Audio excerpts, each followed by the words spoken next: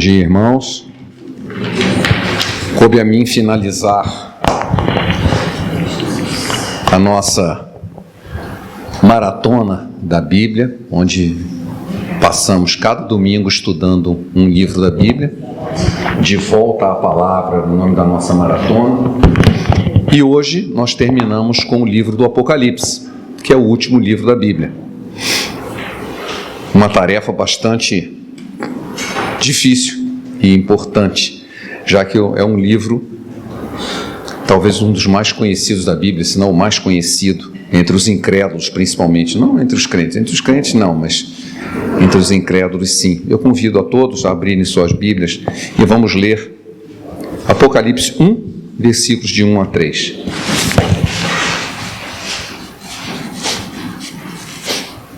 Apocalipse 1, versículos de 1 a 3. Revelação de Jesus Cristo, que Deus lhe deu para mostrar aos seus servos as coisas que em breve devem acontecer e que ele, enviando por intermédio do seu anjo, notificou ao seu servo João, o qual atestou a palavra de Deus e o testemunho de Jesus Cristo, quanto a tudo o que viu.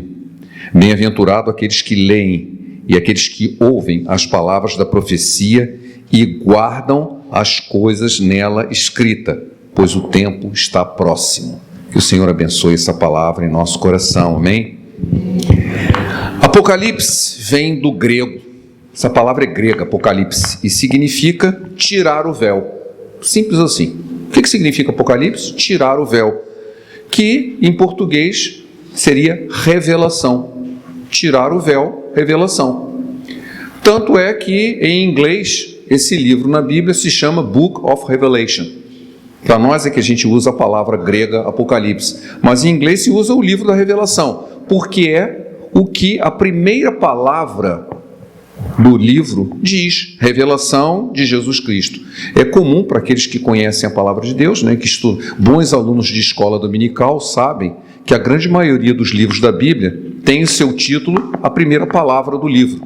Então a primeira palavra desse livro é revelação, e é assim que ele é chamado, o livro da revelação. E é basicamente, como o próprio texto que acabamos de ler nos diz, um livro profético. O seu assunto mais impactante, não vou dizer que é o mais importante, mas o mais impactante, é sobre o fim dos tempos. Por isso, a palavra Apocalipse passou a ser considerada como um sinônimo do fim dos tempos e de catástrofe. Ah, isso aí é um apocalipse, né? Mas apocalipse não significa isso, apocalipse significa revelação. Então até se fala, ó, literatura apocalíptica, literatura do fim dos tempos. Mas na verdade deveria ser literatura escatológica, né? Isso sim significa o fim dos tempos. Então passou-se a usar a palavra apocalipse com uma ideia específica de fim dos tempos.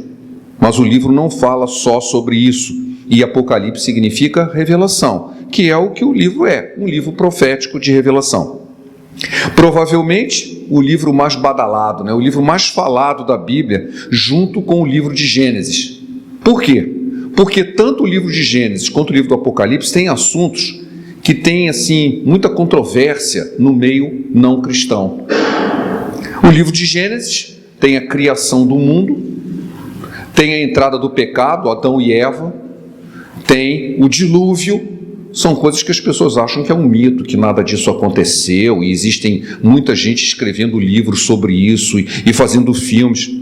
Já no Apocalipse o assunto é totalmente diferente. Quais são os assuntos que mais impactam o livro do Apocalipse? O arrebatamento, o anticristo, a besta, a grande tribulação. E é curioso porque a volta de Jesus, que é o tema central, ele fica meio secundário, né? Ninguém fala da volta de Jesus, que é a parte boa da história. Só fala do medo da grande tribulação, quem vai ser o anticristo, como que vai ser a besta, como é que vai ser o arrebatamento. Parece que instiga o lado místico da pessoa, aquele medo. Ai, meu Deus do céu! Muitos filmes e livros têm abordado esse tema. É interessante porque existe uma sequência de 13 livros chamado Left Behind. Eu não sei quantos já leram ou já viram o filme, né? Deixados para Trás. Dos 13 livros, 3 viraram filmes, né? Que evidentemente não dão uma conotação bíblica, eles seguem mais chamando a atenção dessa parte mística, deixar as pessoas morrendo de medo, né? O que vai acontecer. Foram escritos por 2 pastores, o Tim LaHaye e o Jerry Jenkins. Mas é interessante porque o livro, embora seja muito conhecido, nem todo mundo gosta dele. As igrejas sempre falaram, ou algumas igrejas nem mencionam, algumas têm medo, outras vivem só falando dele. Para vocês terem uma ideia da controvérsia disso, Lutero, o precursor da reforma protestante, ele era contra a presença do Apocalipse na Bíblia. Ele achava um livro tão estranho que esse livro nem devia estar aqui. Não gostava do Apocalipse. Isso é uma controvérsia. Tem igrejas que se chamam até a igreja do Apocalipse, né? De tanto que se foca só naquilo. Há uma controvérsia muito grande sobre esse livro e com certeza é considerado o livro mais difícil de interpretação da Bíblia. O seu autor, ele se declara abertamente, João, uma pessoa que seria conhecida. Ele diz, olha, o servo conhecido de todos, ele está preso em função da fé. A igreja primitiva toda entendia que o autor era o próprio apóstolo João. Depois houve uma certa controvérsia a partir do século III, dizendo que talvez fosse um outro João que não o João apóstolo. Mas a igreja primitiva toda aceitava que o autor de Apocalipse era o apóstolo João, e não apenas um João, né? Mas o apóstolo João. E era alguém muito conhecido, já bastante idoso, o que faz bastante sentido com a época em que foi escrito esse livro. Por quê? Porque ele foi escrito por volta do ano 96. Foi o último livro a ser escrito. Para quem estuda a Bíblia, né, os nossos queridos alunos da escola dominical sabem que a ordem dos livros do Novo Testamento, aliás do Velho também, ela não segue uma ordem cronológica. Mateus não foi o primeiro livro a ser escrito, mas Apocalipse foi o último. Apocalipse, o último livro do Novo Testamento, foi o último livro a ser escrito. É interessante essa coincidência, entre aspas, porque Gênesis, que significa o princípio, é o primeiro livro. E aquele que fala sobre o fim é o último. Como se fosse fechando mesmo. Você começa no início da história do homem, da história da criação, e termina com o fim, com a consumação dos tempos. Parece que faz bastante sentido assim. Mas a pergunta que nós precisamos discutir hoje, não esses eventos históricos, é qual o propósito do livro do Apocalipse? Para que ele foi realmente escrito? Será que era para deixar as pessoas com medo? Instigar a fé através do medo? Instigar o lado místico das pessoas? Preparar as pessoas para o fim do mundo? Estilo aquilo que estudou na escola dominical, que o profeta Isaías chegou para o rei Ezequiel e disse, olha, arruma a sua casa porque você vai morrer.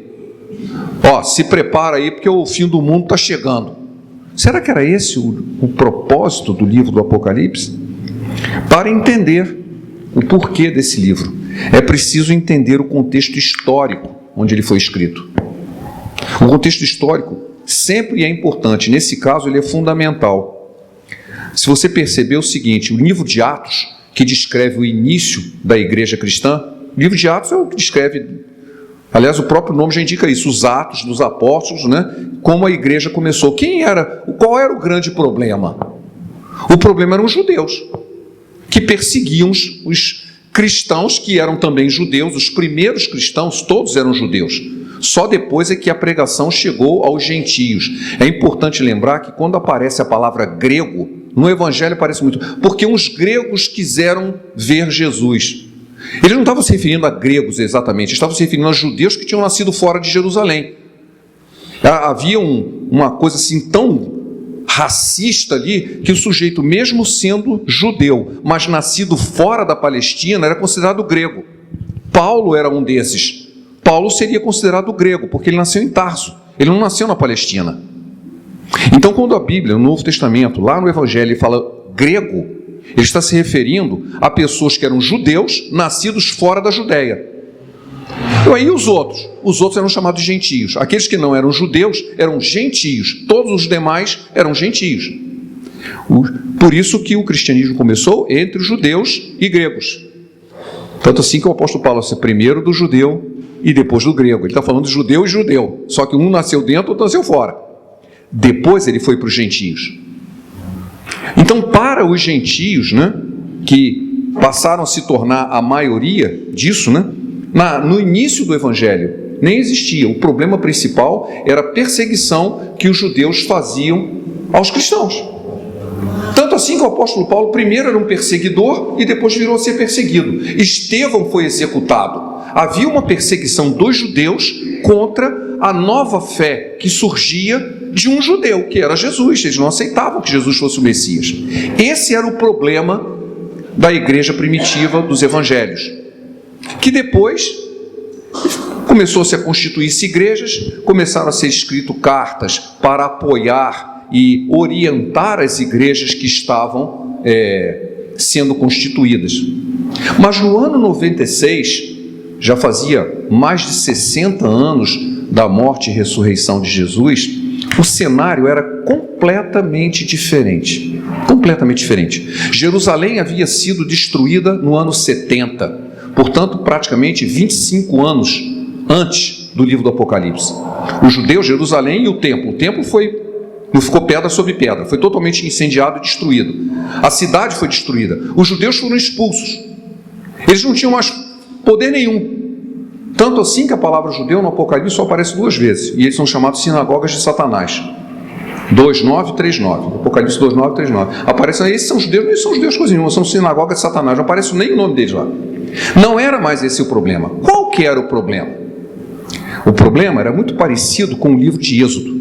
Se você lá olhar o início do livro de Êxodo, diz que um novo faraó assumiu, que não conhecia José, olhou para o povo, os descendentes de Jacó, os descendentes de Israel, e viu que eles haviam se multiplicado.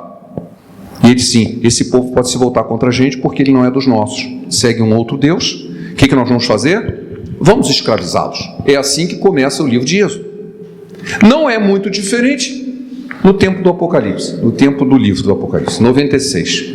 O Império Romano, vendo que a igreja cristã havia crescido e muito, a igreja cristã havia crescido muito, havia se expandido para praticamente todo o Império Romano. E, curiosamente, começou através dos escravos. A igreja cristã foi propagada por escravos e não por gente. Lógico que havia gente de posição, e havia, mas era uma minoria mesmo. A maioria eram pessoas muito pobres e escravos. O cristianismo havia se expandido em todo o Império Romano. Aí a pergunta pensa, como que em 25 anos, sem os pregadores eloquentes, sem a mídia, sem tudo que nós temos hoje disponível para propagar o Evangelho, como que em 20 anos, em 30 anos, o cristianismo tomou conta do mundo conhecido? Bom, é só ler a Bíblia, lá está escrito por quê? Porque sinais e prodígios acompanhavam os que creem, os que criam, no caso. Os que criam não apenas falavam da fé, mas havia milagres o tempo todo, havia o poder de Deus demonstrado, e as pessoas viam aquilo, e o livro de Atos cita muitos desses aspectos, é mencionado em outros lugares também no Novo Testamento, de que o poder de Deus estava presente, e as pessoas viam e criam, e a obra de Deus estava se expandindo. O governo romano, vendo aquilo, que é isso aí? Que nova fé é essa? Isso pode colocar em risco o Estado romano. Eles não aceitam os deuses romanos, não aceitam as regras romanas. Que povaréu é esse aí? No ano 64, houve um grande incêndio na cidade de Roma, que dizem que quem mandou pôr o incêndio foi o próprio Nero, o próprio César. Ele mandou pôr fogo porque ele queria renovar a cidade. E ele precisava colocar a culpa em alguém. Em quem que ele colocou? Foram os cristãos que queimaram a cidade. Por que eles iam fazer isso? Na verdade, isso foi um estupim. O estupim de uma perseguição que durou quase 300 anos. Uma perseguição cruel, uma perseguição feroz contra o cristianismo. Que, na verdade, era uma desculpa porque o governo romano estava vendo o perigo que era uma nova fé. que não pregava a força das armas, mas pregava o amor, pregava o poder de Deus, de um único Deus, e não mais o panteão romano. Panteão, para quem não sabe, é o conjunto de deuses, né? Um lugar onde todos os deuses se reúnem. Não, nós não adoramos os deuses, nós temos um único Deus. César não é Deus, porque ele gostava de se fazer de Deus. César, não, nós não adoramos ninguém, nós pregamos o amor, nós não queremos armas, nós não queremos tomar ninguém à força. Assim, não, mas não é isso que o Império Romano se propagava através da força de seus exércitos. O cristianismo se opunha a tudo isso e começou a ser perseguido. Esse era o contexto histórico do ano 96. O cristianismo estava sob forte perseguição mesmo. As pessoas não podiam dizer que eram cristãos. Eram perseguidos, presos, jogados às feras, executados através dos gladiadores, ou eram queimados vivos. Já tem vários filmes sobre isso, mas os livros de história contam as atrocidades que se faziam para divertimento. Usava a execução dos cristãos para divertir o povo. A fé cristã estava em xeque. Se eu disser que sou cristão, eu vou virar churrasco, né? Ou então vou virar comida de leão. Essa era a situação. A mensagem daquele evangelho individual que nós vemos parecido hoje, assim, olha, se você aceitar Jesus, você vai ter seus pecados perdoados, você vai para o céu. É verdade. Só que você olha em volta, é o seguinte, mas se você fizer isso, você vai ver a sua família toda pegando fogo, você vai ser executado, você vai sofrer, eu não quero isso não. Então, estava em xeque a fé cristã. Apenas mencionar a fé seria passivo de tortura e morte. Isso causava um medo muito, muito grande. Nesse contexto, o Senhor Jesus aparece para João, que estava preso. Ele estava numa ilhazinha desterrado, e ele tem uma grande visão. Através de uma linguagem simbólica, eles começam a transmitir uma mensagem para o povo que estava sofrendo grande perseguição. Essa mensagem era uma mensagem de força e de esperança, não apenas individual, esperança coletiva, tanto assim que ele trata sempre da igreja como um coletivo, uma exortação à perseverança na fé. O objetivo do Apocalipse é esse, fortalecer a fé. O objetivo da carta do Apocalipse é fortalecer a fé daqueles cristãos daquela época, que estavam sob grande perseguição.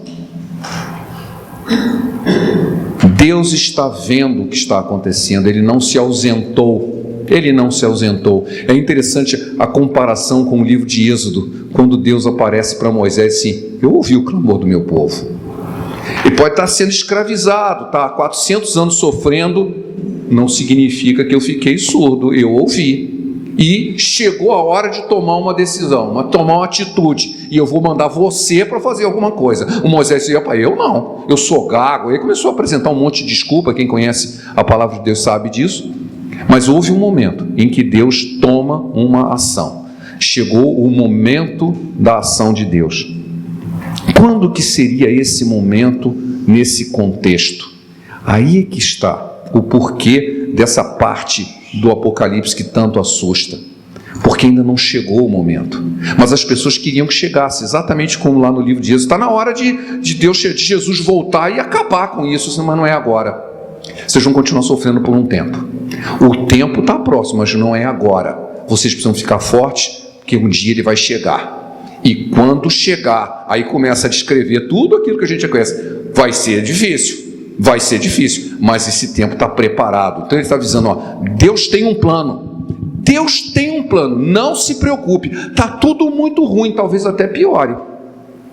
Mas Deus tem um plano. E Ele está vendo tudo isso. Fortaleça a sua fé, porque Ele não esqueceu de ninguém aqui. E Ele vai voltar, em algum momento, Ele vai botar a mão dele. É exatamente essa a mensagem do Apocalipse. O Apocalipse é dividido em duas grandes partes. Para quem já leu várias vezes, já percebe, né? Até o capítulo 4, até o final do capítulo 3, início do capítulo 4, ele fala das cartas às igrejas, as igrejas da Ásia. As igrejas da Ásia, onde ele chama de Ásia, que nós passamos a chamar de Ásia Menor, na verdade hoje é a Turquia. Onde é a Turquia hoje é onde se situam as 7 igrejas mencionadas no Apocalipse. Depois, a partir do capítulo 4, João é convidado a ir ao céu. Ele se abre uma escada e sobe até aqui. eu vou te mostrar uns negócios. E essas coisas são as visões que ele tem dos cavaleiros do Apocalipse, das trompetas, da guerra no céu, do que acontece durante o arrebatamento. Aí ele começa a descrever toda aquela linguagem que a gente conhece. É uma visão no céu que ele tem. Essa visão é que causa esse alvoroço todo, né, que nós vemos atualmente. Dessa visão, nós temos pelo menos 4 grandes maneiras de interpretar. Maneiras bem diferentes, diga-se de passagem, mas não vou abordá-las hoje, não é esse o objetivo, ser para estudos outros, né? Mas o que eu acho que é importante dizer é o seguinte: essas visões, elas não são mutuamente exclusivas. O que significa isso? Uma não anula a outra. Elas podem ser verdades juntas, tá? O fato de você enfocar de um jeito não anula de você enfocar do outro jeito. As visões que João teve do céu trazem maior polêmica e espanto. Essa que é a verdade. Algo totalmente diferente, mas ele estava mostrando assim: você quer saber como é que vai ser o fim? Não vai ser desse jeito. Não vai ser agora, mas eu vou dar uma descrição simbólica do que vai acontecer. Uma das explicações de ser simbólico, o fato da palavra de Deus ter uma série de coisas simbólicas já é conhecido. Nós sabemos que a palavra de Deus tem muito simbolismo, porque o simbolismo, primeiro, ele é rico, ele faz ser mais rico do que a palavra assertiva, direta. E outra coisa, ela obriga você a procurar entender com mais afinco. O que significa isso? Então eu procuro entender, eu me dedico a entender. No caso do Apocalipse, além disso ser verdade, existe uma outra verdade aqui. Era preciso que aquela carta fosse cifrada, era como se fosse um código secreto. Porque se ela dissesse assim: olha, está vendo esse imperador aí? Ele não é nada, Deus vai acabar com ele. Mas se escrevesse essa carta, quem fosse pego com essa carta ia ser executado. Então ele começa a colocar códigos, assim: olha, você sabe, é o nome de um homem, 666, um número que virou místico. Esse número místico, na verdade, é um código tolo, né? Que qualquer criança sabe, de você associar letras aos números, pegar o nome de uma pessoa, associar cada número, somar tudo e dizer assim: o nome do fulano é 33 ou 54. Basta pegar o nome, porque aí fica simbólico. Eu escondi o nome dele, mas eu sei qual é. É só pegar as letras, associar um número para cada letra, somar tudo e dar aquele número. Isso é uma maneira boba, né, que até as crianças sabem fazer, mas uma maneira de assim: como é que você sabe que nome é esse? Ele está escondido. Então, essa forma de esconder as coisas tinha como objetivo para que a carta do Apocalipse pudesse ser distribuída sem ser considerada uma carta subversiva. Senão as igrejas não iam poder difundir essa carta. Eles já eram perseguidos pela fé. Se aparecesse um documento que dizia que Deus ia julgar César, você imagina o que ia acontecer? Ia todo mundo morrer como traidor. Então a carta tem uma série de simbolismos cifrados para esconder o objetivo da carta. Esconder o objetivo, porque o objetivo, mas não é agora não, é para o futuro. Então ninguém precisa se preocupar agora. Não é bem isso assim. Se você olhar as cartas das igrejas, tem motivo para se preocupar agora. E a gente vai ler isso daqui a pouquinho, um pouco mais. O fato é que essa visão do céu, ela, tirando essa parte cifrada para esconder o que estava sendo dito, para que não se considerasse terrorista as pessoas que tinham posse dessa. Hoje em dia, aliás, falando um parênteses, né? Nos países comunistas, os países ateus, quem possui Bíblia é considerado traidor, tá? Na Coreia do Norte é proibido ter Bíblia. Se você pegar uma Bíblia na casa de alguém, a pessoa é presa, a família inteira, tá? As crianças na escola são ensinadas a denunciar se os pais têm uma Bíblia em casa. Aliás, não precisa nem ser uma Bíblia, basta uma página. Se tiver um texto das Escrituras numa casa e a criança denunciar os pais são presos. É proibido ter Bíblia em casa, é considerado um documento terrorista, tá? Porque eles sabem o poder da palavra de Deus, eles sabem. Se deixar ali, é dali que vai nascer a fé e a ação de Deus vai começar através da fé dessas pessoas. Eles não permitem. O fato é que essa visão celestial do Apocalipse, ela pode ter muitas interpretações, inclusive não existe um consenso entre as igrejas evangélicas, existem muitas maneiras de se entender. E a gente nem precisa entrar no detalhe. Eu não quero saber se eu sou pré-milenista, pós-milenista, amilenista. O que interessa é o seguinte: no fim Jesus vence. Como que é o meio da história não é tão importante quanto saber que no final, o final da história é o seguinte: Jesus vence. Eu já mencionei aqui várias vezes e continuo mencionando, existe um filme que não é cristão, mas bem que poderia ser, porque ele é muito profundo, chama-se O Advogado do Diabo. Quem não viu esse filme, vale a pena ver. É um filme bem antigo já. E no final do filme, tem uma luta, uma briga, né? Não uma luta, mas uma discussão entre o cara que personifica o diabo e o filho dele, que ele queria que gerasse um neto para ser o anticristo. E ele começa a falar dos seus planos para dominar o mundo. Como que ele ia fazer para dominar o mundo? Como que ele ia fazer que o anticristo dominasse o mundo? E o pai, né, o futuro, que seria o pai, o futuro pai do anticristo, que é o filho do diabo ali no caso, né, um meio filho, né? Ele foi criado numa igreja, ele conhecia a palavra de Deus. E ele fala uma frase que vale a pena repetir. Ele diz assim: pai, está tudo certo, só tem uma coisa. Segundo a Bíblia, no final a gente perde. Assim, não interessa a história que você vai contar. Segundo a Bíblia, no final a gente perde. Aí o diabo diz assim: isso é porque é o livro dele, nós vamos escrever o nosso. Eu acho que é exatamente isso que o diabo está fazendo. Ele está tentando reescrever o livro dele. Por isso que ele quer tanto acabar com a Bíblia, porque ele quer escrever o livro dele, mas não vai mudar o fim. Não vai mudar o fim. Não importa como você interpreta, o fim já está decidido. Quem vai ganhar já está decidido. Não importa se vai ser pré, antes, depois, o final está decidido. Jesus virá e vai vencer, e o diabo vai ser destruído, e o pecado vai ser destruído. Essa é a mensagem. Essa é a mensagem que põe fim a toda essa história e torna desnecessário esse livro, porque no céu ele não é necessário. No céu não há pecado, no céu só existe a presença de Deus e daqueles que um dia tiveram suas vestes lavadas no sangue do Cordeiro. É o que diz a palavra. Mas eu queria, para terminar essa breve mensagem, destacar o seguinte: a gente fala muito do capítulo 4 para frente, que é o tchan da história, né? Que tem essas coisas mirabolantes que todo mundo tem medo. Mas a primeira parte, que fala das 7 igrejas, é uma mensagem que se perpetua por 2000 anos. Ela vale para todas as igrejas e continua valendo continuamente. Há um recado para as igrejas ali. E ele diz que quem deu essa mensagem foi Jesus. E ele disse: olha, escreve ao anjo da igreja. Esse é o anjo da igreja, pode ser entendido como o líder espiritual da igreja, o pastor, ou um anjo que toma conta da igreja. Existe uma maneira de interpretar de que todas as igrejas são protegidas pelos anjos do Senhor. Não são mutuamente exclusivas, de novo, essa interpretação. Porque eu creio que o Senhor coloca os seus anjos em torno dos seus filhos. Alguém tem dúvida disso? Está no Salmo 34. O anjo do Senhor acampa-se ao redor daquele que os teme e os livra. Se existe um grupo de pessoas que temem o Senhor junto, você acha que os anjos do Senhor não estão aqui? Então não é nenhum absurdo dizer que está escrevendo ao anjo da igreja. Escreve essas coisas. E eu quero ler sobre a carta específica sobre a igreja de Filadélfia, que está em Apocalipse 3, capítulo dos versículos de 7 a 13. Diz assim: e ao anjo da igreja que está em Filadélfia escreve: isso diz o que é santo, o que é verdadeiro, o que tem a chave de Davi, o que abre e ninguém fecha, e o que fecha e ninguém abre. Conheço as tuas obras.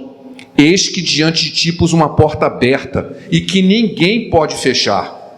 Tendo pouca força, guardaste a minha palavra, e não negaste o meu nome. Eis que farei aos que são da sinagoga de Satanás, aos que se dizem judeus e não são, mas mentem, e aos que farei que venham, e adorem prostrado a teus pés, e saibam que eu te amo. Ele está se referindo à igreja, tá? Está se referindo à igreja, está se referindo à pessoa, está se referindo à igreja. Como guardaste a palavra da minha paciência, também eu te guardarei na hora da tentação que há de vir sobre todo o mundo para tentar os que habitam na terra. Eis que venho sem demora, guarda o que tens, para que ninguém tome a tua coroa. A quem vencer, eu farei coluna no templo do meu Deus, e dele nunca sairá. E escreverei sobre ele o nome do meu Deus, o nome da cidade do meu Deus, a nova Jerusalém, Jerusalém não existia mais. Agora vem uma nova Jerusalém. Jerusalém tinha sido destruída. Que desce do céu, do meu Deus, e também o meu novo nome. Quem tem ouvidos, ouça o que o Espírito diz às igrejas. Essa carta é uma das que mais toca o meu coração, porque na nossa vida cristã, muitas vezes, nós temos nos batido com situações dessas, em que parece que todas as portas estão fechadas. Ele diz, quando eu abro, ninguém fecha.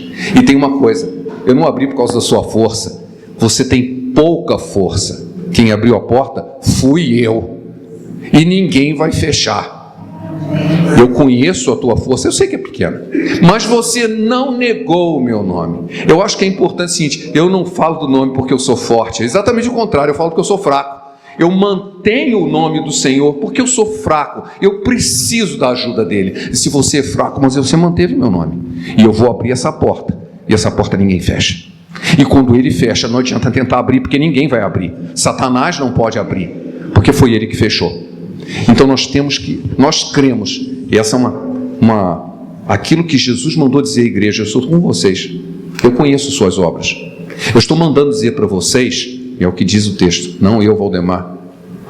Jesus, através da sua inscrição do Apocalipse, ele manda dizer que quando ele abre uma porta, ninguém fecha. E não importa que você seja fraco, porque quem abriu a porta foi ele, e ele vai mantê-la aberta. Satanás não vai fechar, o homem não vai fechar. A única coisa que você fez é porque você manteve o nome dele, e é por isso que você se torna digno de ter o nome dele escrito em você, e você se tornar coluna de Deus. Eu acho tão interessante também nesse texto que ele diz o seguinte: eu venho sem demora, guarda o que você tem, não deixa que ninguém tome a tua coroa. Ora, você tem uma coroa, você sabia? Você tem uma coroa, essa coroa foi o Jesus que te deu, você tem uma coroa, ninguém vai tomar ela, não se preocupe, olha, guarda o que você tem uma coroa na cabeça. É baseado em textos como esse que você vê os ícones do passado, em que os santos, aqueles que consideram, eles têm uma auréola na cabeça. Vocês já viram essas fotos assim? Aquilo é símbolo de santidade, aquilo é o símbolo de santidade, e é baseado nesse texto. Você tem uma coroa, talvez não seja uma rodela brilhando aqui, né? Mas eu sei, a experiência de quem é crente há mais tempo, já confrontou as trevas, né? Os espíritos malignos vêm. Ele, quando olha para um crente, ele sabe. O que ele sabe? O que ele vê? Ele vê a presença do Espírito Santo em nós. Eu não sei que formato tem essa coroa, mas ela é visível espiritualmente. E ela diz o seguinte: olha, ninguém toma a tua coroa, guarda o que você tem, guarda a sua fé. Ela pode ser pequena, ela pode ser fraca, mas ela é suficiente para eu abrir uma porta para você, e ninguém vai fechar.